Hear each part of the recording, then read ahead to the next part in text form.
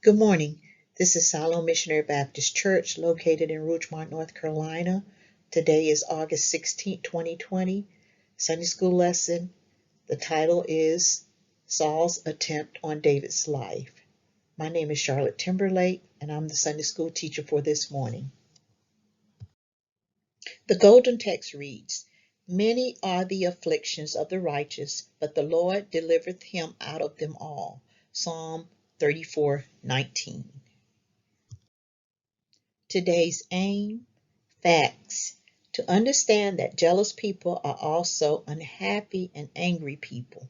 Principle, to see that jealousy is a destructive fire that always seeks satisfaction but never finds it. Application, to be content with what God has given us and to trust Him for the things we need in the future. Introducing the lesson. After David killed Goliath, the women of Israel began to sing the young man's praises. The women began to sing David's praises, and Saul could not stand to hear them cheer more fervently for David than for him. He would not tolerate this type of disrespect, and he determined in his heart to put an end to it. Lesson summary. Number 1. Saul attempts to kill David. 1 Samuel 19:8-10. David's growing popularity caused Saul's jealousy to increase exponentially as he could not stand to see David receive accolades from the people. Saul's jealousy became so intense that he began to look for ways to kill him, even attempting to enlist his son Jonathan and his servants to do his dirty work. Jonathan tried to dissuade Saul from doing this, explaining that David was his father's greatest ally, not his worst enemy. After a period of time, war broke out between the Philistines and Israelites once again. David went out to fight against the Philistines and fought with bravery and skill, leaving the Philistines with a significant number of casualties. After the war was over, David was in Saul's house playing his lyre.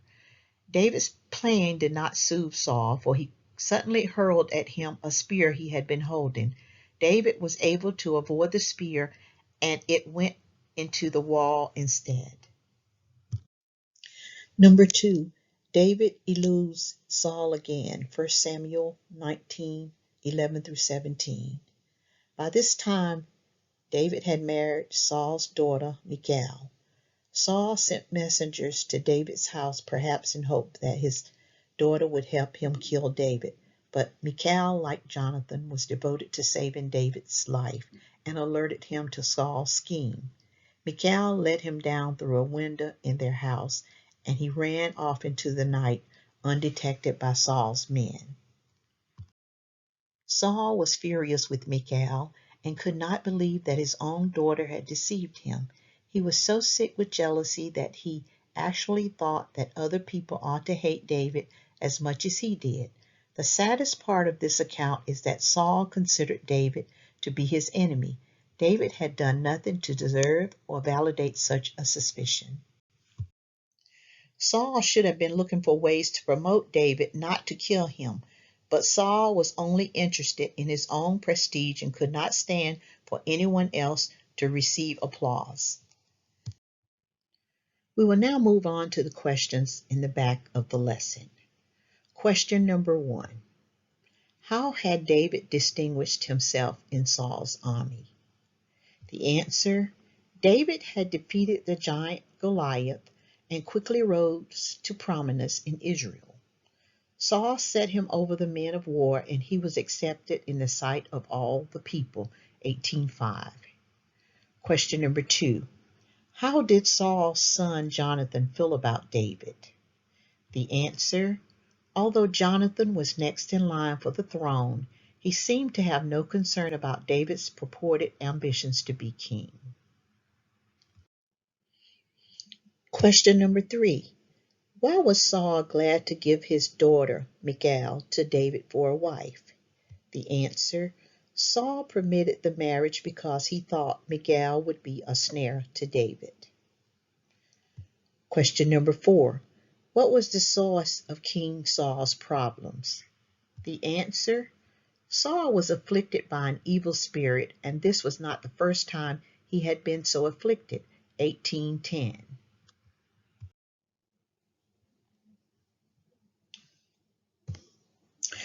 Question number 5. What did Saul try to do to David more than once? The answer, he tried to kill him more than once. Question number 6. Why did Saul send messengers to David's house? The answer, he sent servants to David's house to try and make sure David did not get away. These messengers of the king planned to kill David in the morning. Question number 7. How did Michal aid David? The answer, Michal assisted David in escaping through a window to safety. Question number 8. What else did Michal do to trick those watching David's house? The answer, Michal took an image, 1 Samuel 19:13, and put it in David's bed. Along with this was a pillow of goat's hair. Michal managed to make it all appear to be a man lying in the bed. Question number 9. How did Saul respond to Michal helping David? The answer, Michal was summoned before the king and chastised for her deception. Question number 10.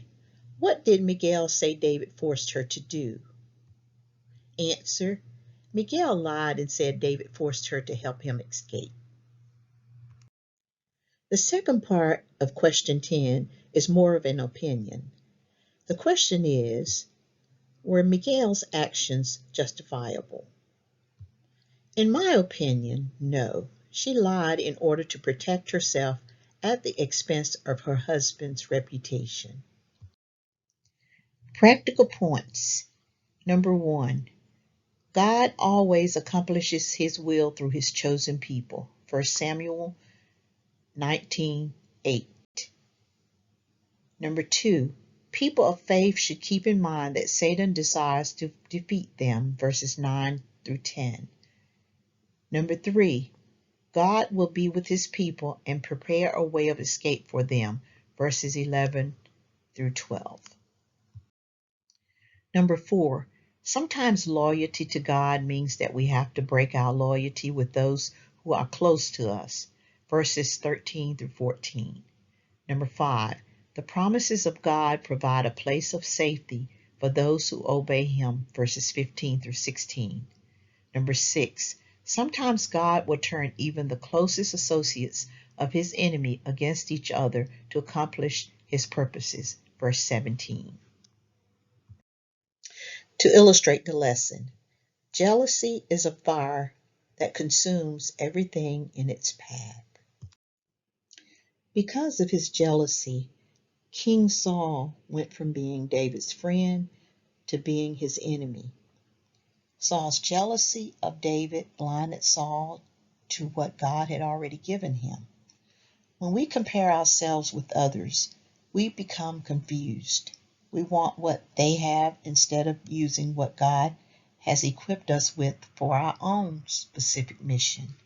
It can lead us in a bad direction, lead us away from the Lord. Rather, we should seek the Lord's help to overcome any anger, jealousy, or bitterness toward others. It consumes us if we let it remain. When we are confident in who God made us to be, we stop comparing ourselves to other people and focus on what he is doing in our lives. This concludes the lesson for this morning. Thank you for listening.